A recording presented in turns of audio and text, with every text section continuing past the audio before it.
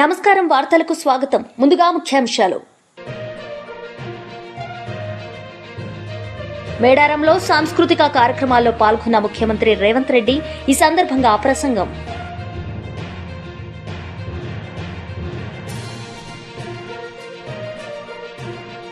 శాసన మండలి విపక్ష నేత Botsa Satyanarayana press meet. TDP నేతలపై ఫైర్.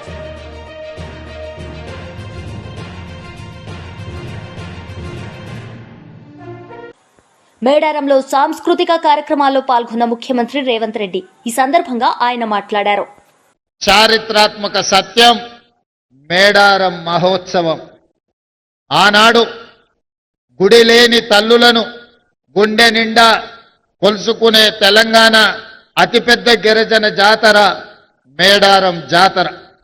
ఈ జాతరకు ఈ సమ్మక్క సారలమ్మ దేవతలకు మానవులుగా పుట్టి తాము నమ్మిన జనాని కోసం ఆనాడు కాకతీయుల మీదనే కత్తి దూసిన వీర వనితలు సమ్మక్క సారలమ్మలు. ఆ స్ఫూర్తిని తీసుకుని తెలంగాణ రాష్ట్రంలో జరుగుతున్న ప్రజాకంటక పరిపాలనను అంతమొందించాలి అని ఫిబ్రవరి 6, 2023 నాడు ఇక్కడి నుంచే హాత్ సే హాత్ జోడో యాత్రను ప్రారంభించి ఆనాడే నేను సీతక్క ముఖ్యమైన కాంగ్రెస్ నాయకులందరం కూడా సమ్మక్క సారలమ్మను సందర్శించుకొని ప్రతినబూనినం ఖచ్చితంగా ఆనాడు జరగబోయే ఎన్నికలలో ప్రజా ప్రభుత్వాన్ని ఏర్పాటు చేస్తాం. ఆ ప్రభుత్వంలో సమ్మక్క సారలమ్మ ప్రాంతాన్ని ప్రపంచానికే ఆదర్శంగా ఉండే విధంగా గొప్పగా అభివృద్ధి చేస్తామని చెప్పి ఆనాడే మాట ఇవ్వడం జరిగింది. ఇచ్చిన మాట ప్రకారం 3 సంవత్సరాలు పూర్తి కాకముందే సమ్మక్క సారలమ్మ ప్రాంతాన్ని ప్రపంచ పుణ్యక్షేత్రంగా ఉత్తరాదిలో కుంభమేళ ఉంటే దక్షిణాదిలో సమ్మక్క సారలమ్మ కుంభమేళాను నిర్వహించి ఈ దేశంలోనే కాదు ప్రపంచం నలుమూలల నుంచి ఆదివాసీలు గిరిజనులే కాదు గిరిజనేతరులను ప్రతి వాళ్ళను ఇక్కడికి రప్పించే విధంగా ఒక అద్భుతమైన చారిత్రాత్మక కట్టడాలను కట్టాలని దానికి సంబంధించిన నిధులను ఎప్పటికప్పుడు విడుదల చేస్తూ ఈ అభివృద్ధికి మంత్రివర్గ సహచరులు సహకరించారు. దేవాదాయ ధర్మాదాయ శాఖ మంత్రిగా శ్రీమతి కొండా సురేఖమ్మ ఈ జిల్లా నుంచే ఉమ్మడి వరంగల్ జిల్లా నుంచే ప్రాతినిధ్యం వహించడము, అదేవిధంగా ములుగు శాసనసభ నియోజకవర్గం నుంచి మా సోదరిమణి మా ఇంటి ఆడబిడ్డ సీతక్క ప్రాతినిధ్యం వహించడము, ఈనాడు 2 ఆడబిడ్డలు తల్లి బిడ్డలైన సమ్మక్క సారలమ్మ జాతరకు గొప్పగా ఏర్పాట్లు చేయడం నిజంగా యాదృచ్ఛికమేమో కానీ ఇది దైవాపేక్ష అని నేను భావిస్తున్నా. 2 ఆడబిడ్డల నేతృత్వంలో ఈ జాతరకు అద్భుతమైన ఏర్పాట్లు చేసే అవకాశం దేవుడు నాకు మా సోదరిమణులకు ఇచ్చిండ్రు. ఇది అరుదైన సందర్భము, ఇది ఒక అద్భుతమైన సన్నివేశం. అదేవిధంగా ఈ కార్యక్రమాన్ని ఇక్కడికే వచ్చి ఆర్కిటెక్ట్స్ తోని ఇతర ఇంజనీరింగ్ నిపుణులతో మాట్లాడినప్పుడు 100 రోజుల్లో పూర్తి చెయ్యాలి అని అంటే అందరూ ఆశ్చర్యపోయిండ్రు. ఆ రోజు వరంగల్ జిల్లా ఇన్ఛార్జ్ మంత్రి శ్రీనివాసరెడ్డి గారికి నేను ఒక మాట చెప్పిన, ఏది ఏమైనా 600 అక్కడి సూర్యుడు ఇక్కడ ఉదయించిన జనవరి 28 తారీఖు జాతర ప్రారంభమయ్యే లోపల ఇక్కడ పనులు పూర్తి చెయ్యాలి. నువ్వు ఏమి చేస్తావో నాకు తెలియదు, అది మీదే బాధ్యత అని పొంగులేటి శ్రీనివాసరెడ్డి గారికి బాధ్యత అప్పచెప్పిన. ఇక ఆ రోజు నుంచి వారు వెనుదిరిగి చూడలే. ఎంతో మందికి నిష్ఠూర్కమైనా కూడా ఈయనే కూర్చొని ప్రతి సందర్భంలో ఈ పనులను పర్యవేక్షించుకుంటూ ముందుకు తీసుకెళ్లారు. వారితో పాటు ఆర్థిక మంత్రి గారు కూడా మిగతా సందర్భాలలో వారు కొంచెము ఖజానాకు గట్టిగా ఇట్లా పిడికిట్లో పట్టుకుంటారు. ఈ విషయంలో మాత్రం అడిగిన వెంటనే ఎంత కావాలంటే అంత, అవసరమైతే ఇంకేమైనా కావాలన్నా తీసుకోండి, ఎట్టి పరిస్థితుల్లో జనవరి 28 తారీఖు లోపల అన్ని పనులను పూర్తి చెయ్యాలని పెద్ద మనసుతోని ఖజానాలో నుంచి నిధులిచ్చి ఈ రోజు ఈ అద్భుతమైన సన్నివేశానికి సహకరించినందుకు వారికి కూడా నేను ప్రత్యేకమైన YSRCP general secretary Nandamuri Lakshmi Parvati press meet నిర్వహించారు. ఈ సందర్భంగా ఆమె మాట్లాడారు. ఎలుగెత్తి చాటాడే మీ అన్న నందమూరి తారక రామారావు. ఆయన కళ్ళ నీళ్లతో కాదు, రక్తపు బాష్పాలతో ఆయన చెప్పాడే తన ఆ దుర్మార్గుడు తనకు చేసిన అపకారాన్ని గురించి. వీటన్నిటి గురించి దయచేసి మీరు ఆలోచించరా, బాధపడరా, ఆవేదన లేదా? ఎంతసేపు ఈ చంద్రబాబు చెప్పే అబద్దాల చరిత్రనే ఫాలో అవుతారా? ఇప్పటికైనా కళ్ళు తెరవండి. ఈ నీచుడు చేసిన పాపాలని ఒక్కసారి సమీక్షించుకోండి. అప్పటి నుంచి ఇప్పటి వరకు కూడా 2 రాష్ట్రాలు, ఉభయ రాష్ట్రాలు ముఖ్యమంత్రిగా ఉన్నప్పుడు ప్రజల్ని పీడించు తిన్నాడు. రైతుల పాలిట శాపంలాగా మారాడు. అదేవిధంగా ఎంతో మందిని కాల్చి చంపించాడు. అటువంటి నీచుడు మళ్లీ కూడా ఆంధ్రప్రదేశ్ విడిపోవటానికి కూడా అతనే కారకుడయ్యాడు. విడిపోయిన తర్వాత మళ్ళీ ఏదో ఈ రాష్ట్రాన్ని ఉద్ధరిస్తాడని నమ్మి ప్రజలు ఇస్తే అప్పుడు కూడా హామీల మీద హామీలు, 600 హామీలు ఇచ్చి ఒక్కడు కూడా నెరవేర్చకుండా ఆ రోజు కూడా ప్రజల్ని మోసం చేసి వెళ్ళిపోయాడు. మళ్లీ మొన్న ఈవీఎంలను అడ్డం పెట్టుకుని వచ్చాడు తప్ప జగన్ మీద అసంతృప్తి, జగన్ మీద ఏ విధమైనటువంటి వ్యతిరేకత ప్రజల్లో ఎక్కడా కూడా లేదు, ఏ వర్గంలో కూడా లేదు చెప్పాలి అంటే. అయినప్పటికీ కూడా తను ఓడిపోతానని తెలిసి కూడా చంద్రబాబు నాయుడు ఈ విధంగా మళ్లీ అడ్డదారిలోనే అధికారాన్ని చేజిక్కించుకోవడం జరిగింది. మళ్ళా ఎన్నో భారీ హామీలు ఇవ్వటం జరిగింది. మరి ఈ ఇచ్చినటువంటి హామీలను ఒక్కటైనా నెరవేర్చగలిగాడంటే ఒక్కటి కూడా నెరవేర్చలేదు. అందుకే ప్రజలందరూ కూడా ఇప్పుడు కూడా అనుకుంటూనే ఉన్నారు, ఆనాడు ఎన్టీఆర్ పరిపాలన గుర్తు తెచ్చుకుంది. అదేవిధంగా ఎన్టీఆర్ వైఎస్ జగన్మోహన్ రెడ్డి గారు ఆ ఇద్దరి పరిపాలన ఆదర్శంగా తీసుకుని ఆయన అమలు జరిపినటువంటి సంక్షేమ పథకాలు అన్నీ భారతదేశంలో నేను చెప్తున్నానండి, ఈ రోజున్న ప్రముఖమైనటువంటి వ్యక్తుల్లో నిజంగా ఆయన నంబర్ 1లో ఒకవేళ మోడీ గారు ఉంటే ఉన్నారేమో, నాకైతే తెలియదు. కానీ అంత పవర్ఫుల్ ప్లేస్ లో ఈరోజు జగన్మోహన్ రెడ్డి గారు ఉన్నారు. ఎందుకంటే ఇచ్చిన మాట కట్టుబడి ప్రజలకు ఏవైతే హామీలు ఇచ్చారో వాటన్నిటినీ కూడా 99% అమలు చేసిన ఏకైక వ్యక్తి జగన్మోహన్ రెడ్డి గారు అనేది ప్రజలందరూ కూడా గుర్తించారు. మొన్న జరిగినటువంటి జరిగిన పొరపాటు అంటే ప్రజల పొరపాటు అని నేను అంటం లేదు, ఈవీఎంల ద్వారా జరిగినటువంటి ఆ మోసాన్ని గ్రహించారు ప్రజలు. వాటిని సరిదిద్దుకోవటానికి నెక్స్ట్ వాటిని ఎదుర్కోవటానికి మళ్లీ ఆ మోసమే జరిగితే వాటిని ఎదుర్కోవటానికి ప్రజలందరూ కూడా యుద్ధం చేయటానికి కూడా సిద్ధంగా ఉన్నారు. ఏ విధంగానైనా సరే మళ్లీ ఈ మోసాన్ని అంతా కూడా వాళ్ళు అడ్డుకొని మళ్లీ జగన్మోహన్ రెడ్డి గారిని అధికారంలో తెచ్చుకోవాలనే ఒక కృత నిశ్చయంతో ఈ రోజు ప్రజలందరూ కూడా ఎదురు చూస్తున్నారు. ప్రతి వర్గం కూడా అల్లాడిపోతా ఉన్నారు. ఎవరికి పండగలు లేవు, ఏమీ లేవు. ఈవీఎంల పేరుతో ఈవెంట్ల పేరుతో రాష్ట్రాన్ని తప్పుదారి పట్టిస్తా పిచ్చి జూదాలు, కోళ్ల పందాల రూపంలో వాళ్ళు చేస్తున్నంత ఏంటంటే రికార్డింగ్ డాన్స్ల, అర్ధనగ్న దృశ్యాల, అదే జూదాల, పేకాట్ల, తర్వాత తాగుడు అక్కడ పెట్టి తాగుడు క్లబ్బుల, ఇన్ని రకాలుగా రాష్ట్రాన్ని ధ్వంసం చేసి పడేస్తా ఉన్నారే. అట్లాగే విశాఖపట్నం, నిజంగా విశాఖపట్నం అంటే మనకి ఎంత ఫేమస్ అండి. మహానగరాల్లో ఒకటిగా రూపొందాల్సినటువంటి విశాఖ నగరాన్ని జగన్ గారి హయాంలో ఎంత అందంగా తీర్చిదిద్దారు, దాన్ని ఎంత సుందరంగా తీర్చిదిద్దారు. అలాంటి విశాఖ బీచ్ ని ఇప్పుడంతా కూడా డాన్సులా, లేకపోతే ఏదో ఫెస్టివల్, విశాఖ బీచ్ ఫెస్టివల్ పేరుతో పిచ్చి అన్న అసభ్యమైన దృశ్యాలకి అక్కడ ఆలవాలం చేస్తా ఉన్నారా? ఈ తండ్రి కొడుకులు వచ్చి ఏం చేస్తున్నారు? ఒకవైపేమో ఈ భూములన్నీ కూడా 90 పైసలకి రూపాయికో ఇచ్చేసి మొత్తం దాని ద్వారా వచ్చే కమిషన్లన్నీ కూడా లక్షల కోట్లు, మళ్లీ వాటన్నిటి కూడా మూటలు కట్టుకుని దొంగల్లాగా ప్రజల సొమ్మును దోపిడీ చేసుకుని ఈ రోజు వెళ్లిపోయి ఎక్కడో ఈ దేశంలో పెట్టరు, మళ్ళా పెట్టుబడులు ఈ రాష్ట్రంలో పెడితే కాదు ఎక్కడో ఉండే పక్క దేశాల్లో పెట్టుకుంటారు. ఇదంతా ఏదైనా ఒకటే, పాపం పండిన రోజు ఏ సొమ్ము మీకు మిగలదు చంద్రబాబు. అలాగే లోకేష్ కూడా చెప్తా ఉన్నాను, మీ ఇద్దరి దుర్మార్గమైన పరిపాలన, నీ రెడ్ బుక్ రాజ్యాంగం రేపు అది నీకే చుట్టుకుంటది. రేపు నీవు మా ప్రభుత్వం వచ్చిన తర్వాత మొట్టమొదటిగా లోకేష్ అరెస్ట్ అవుతాడు. ఎందుకంటే ఇన్ని హత్యలు చేయిస్తున్నటువంటి పాపం సాల్మన్ రాజు ఎంత బాధేస్తుందండి. అలా చాలా రోజుల తర్వాత ఊరికి వస్తే భారీ రాజ్యాంగం అండి. ఏమి రాజ్యం నడుస్తా ఉంది మీ ప్రభుత్వంలో? ఇదా ప్రభుత్వం అంటే? ఇదా ప్రజా పరిపాలన అంటే? ఇంత నీచమైన పరిపాలన ఎక్కడైనా చరిత్రలో ఉందా? నాకు మోడీ గారికి కూడా ఒక లెటర్ రాయాలనిపిస్తా ఉంది. ఇటువంటి దుర్మార్గుల్ని మీరు ఎంకరేజ్ చేస్తున్నారు. కూటమి అనే పేరుతో ఇటువంటి నీచుల్లా మీరు నిలబెడతా ఉన్నారు ఆంధ్ర రాష్ట్రంలో. వీళ్ళ కోసమా మీరు స్నేహం అని చెప్పి వాళ్ళు పొగుడుతా ఉన్నారు. ఇది ఎంత అన్యాయం అండి. ప్రజల ప్రాణాలు తీసేటువంటి వాళ్ళు, హంతకులైనటువంటి వాళ్ళు ఈ రోజు రాష్ట్రాన్ని పరిపాలిస్తా ఉంటే ఈ హంతకుల్ని శిక్షించాల్సింది పోయి మీరు వాళ్ళు మా మిత్రులని చెప్పి మీరు ప్రకటించుకుంటూ తిరుగుతుంటారా? మీరు మాత్రం ఏంటండి, మీ పరిపాలన ఏంటి? మీరు కూడా ఆలోచించండి ఒక్కసారి. వీళ్ళంతా ప్రజలు గారా? ప్రజలు అనుభవిస్తున్న కష్టాలు మీ దృష్టికి రావటం లేదా? ఇంత అవినీతిలో కూరుకుపోయినటువంటి వాళ్ళు మీ స్నేహితులని చెప్పుకోవడానికి సిగ్గేయటం లేదా బీజేపీకి కూడా? బీజేపీ కూటమిలో ఉండేటువంటి పెద్దలు ఒక్కళ్ళు కూడా మాట్లాడుతున్నారా దీని గురించి? ఈ రోజు రాష్ట్రాన్ని ఒక రావణ కాష్టంలో మార్చేసినటువంటి రెడ్ బుక్ ఈ లోకేష్, నేను చెప్తున్నాను కదా, ఇది నా ప్రతీకారం. నిజంగా చెప్తున్నాను.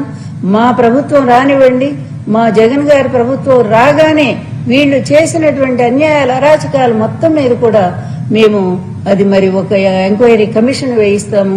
కమిషన్ వేయించటమే కాదు, వాళ్ళని అరెస్ట్ చేయించి జైలుకు కూడా పంపటానికి మరి మా ప్రభుత్వం తయారుగా ఉంటుందని చెప్పి నేను హెచ్చరిస్తా ఉన్నాను. అందువల్ల ఒకవైపేమో మోసం చేస్తారు, ఒకవైపేమో అన్యాయం చేస్తారు, ఆయన చంపుతారు.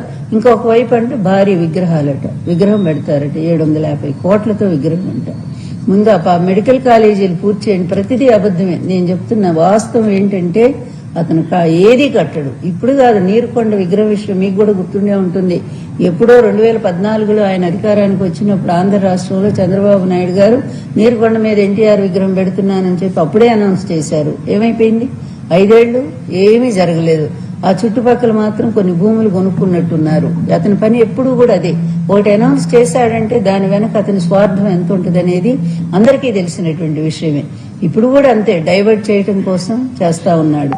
అందువల్ల శాసన మండలి విపక్ష నేత బొత్స సత్యనారాయణ ప్రెస్ మీట్ నిర్వహించారు. ఈ సందర్భంగా ఆయన మాట్లాడారు.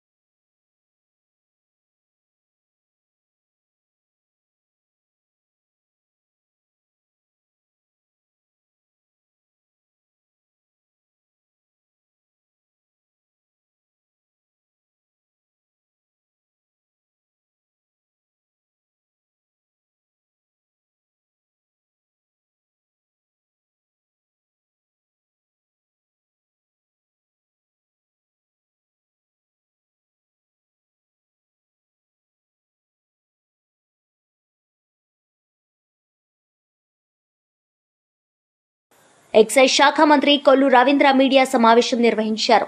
ఈ సందర్భంగా ఆయన మాట్లాడారు. ఇలాంటి సంస్కృతి గతంలో కూడా చూసాం. ఇదే జగన్మోహన్ రెడ్డి గారి ప్రభుత్వంలో మరి అక్కడ జల్లయ్య మీద హత్య చేయటం, తోట చంద్రయ్య పేక్ కోసేయటం, ఇవన్నీ బీసీల మీద మీరు చేసినటువంటి దాడులు ఈ రాష్ట్రం మర్చిపోయింది అనుకుంటున్నారు జగన్మోహన్ రెడ్డి గారు. ఇవాళ ప్రతిదీ రాజకీయం చేయాలనే ఒక దుర్మార్గమైనటువంటి ఆలోచనతో ఇవాళ జగన్మోహన్ రెడ్డి గారు వైసీపీ నాయకులు బయలుదేరుతున్నటువంటి పరిస్థితి చూస్తూ ఉంటే చాలా చాలా దుర్మార్గమైనటువంటి కార్యక్రమాల్ని మనం అందరూ కూడా ప్రతి ఒక్కరూ కూడా ప్రశ్నించాల్సినటువంటి అవసరం ఉంది.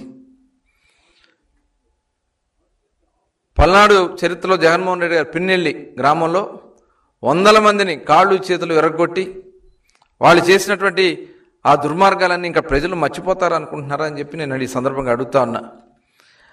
మరి అక్కడ దుర్గా కిషోర్ ఎవరైతే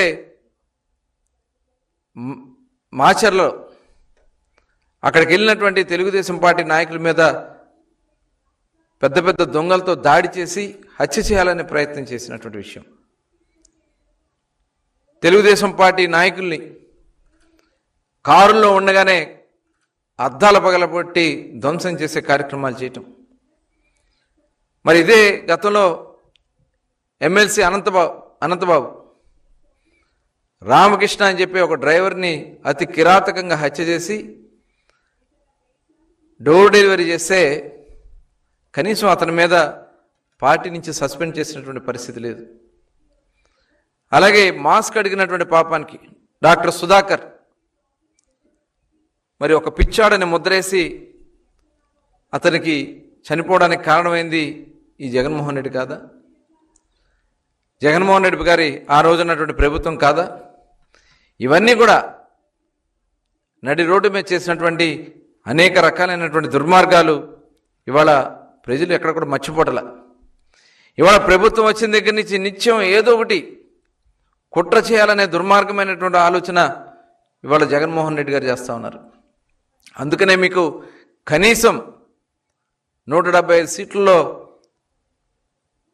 11 సీట్లు కూడా ఇవ్వకుండా, ప్రతిపక్ష హోదా కూడా ఇవ్వకుండా చిత్తుగా మిమ్మల్ని ఓడగొట్టారు. ఇవాళ ఈ రాష్ట్రంలో శాంతి భద్రత కాపాడే విషయంలో కానీ, ఈ రాష్ట్రంలో ప్రజలు మనశ్శాంతిగా సుఖశాంతులతో ఉండాలంటే చంద్రబాబు నాయుడు గారు ఒక్కడే అని చెప్పి ఈరోజు ప్రజలందరికీ ఒక నమ్మకం, విశ్వాసం ఉంది. ఇవాళ ఎవ్వరు ఎంతటి వాళ్ళైనా సరే తప్పులు చేస్తే వదిలిపెట్టే సమస్య లేదు. ఇవాళ మీరు చూస్తూ ఉన్నాం, ప్రభుత్వం వచ్చిన దగ్గర నుంచి ఏదో ఒక కుట్ర చేయటం.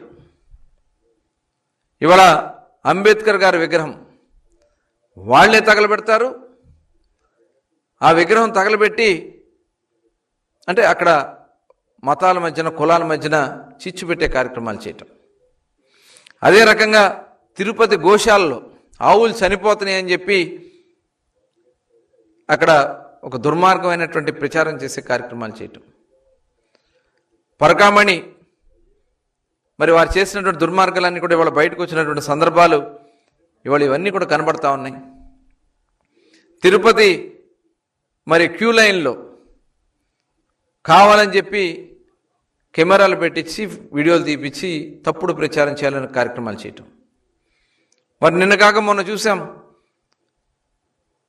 మందు బాటిళ్ళు, ఖాళీ బాటిల్స్ తీసుకెళ్ళి అక్కడ మద్యం విపరీతంగా ఏరులై పారుతుందని ఒక తప్పుడు ప్రచారం చేయడానికి చేస్తే అవన్నీ కూడా సీసీటీవీ కెమెరాల్లో మొత్తం కూడా రికార్డ్ అయి కుట్రదారులు ఎవరైతే అక్కడ కరుణాకర్ రెడ్డికి సంబంధించినటువంటి వాళ్ళ శిష్యులు ఈ కార్యక్రమం చేశారని చెప్పి ఆ సాక్షి దాంట్లో పనిచేసే వ్యక్తులని చెప్పి క్లియర్గా బయటపడింది.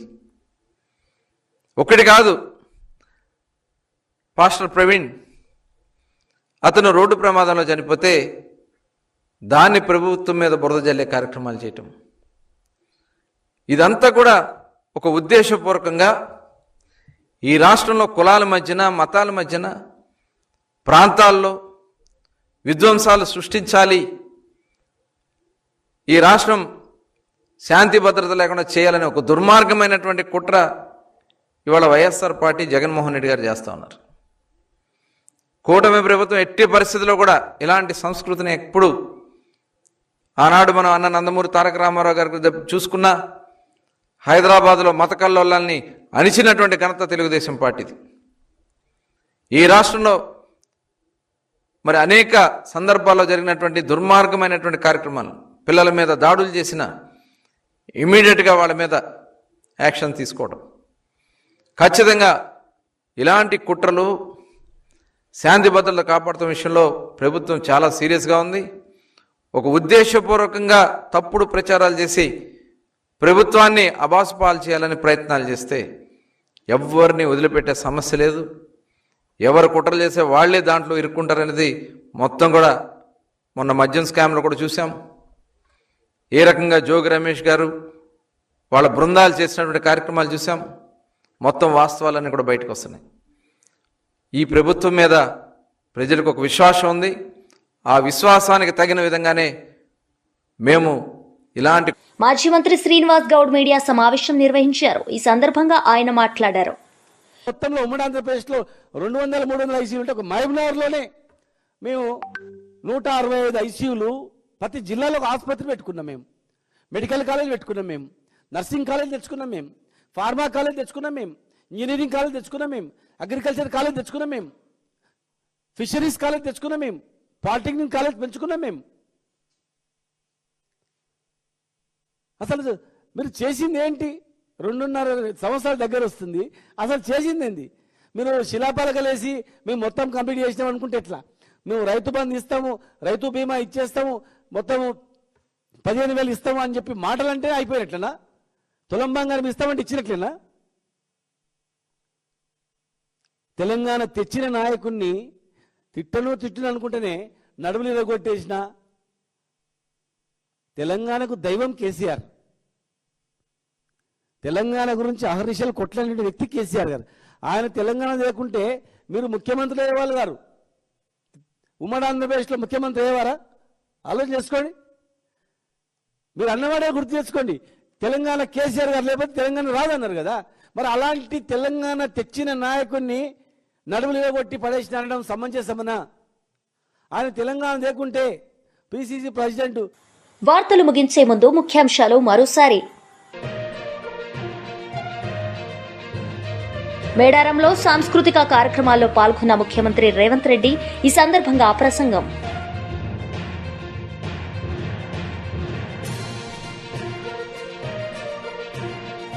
శాసన మండలి విపక్ష నేత Botsa Satyanarayana press meet. TDP నేతలపై ఫైర్.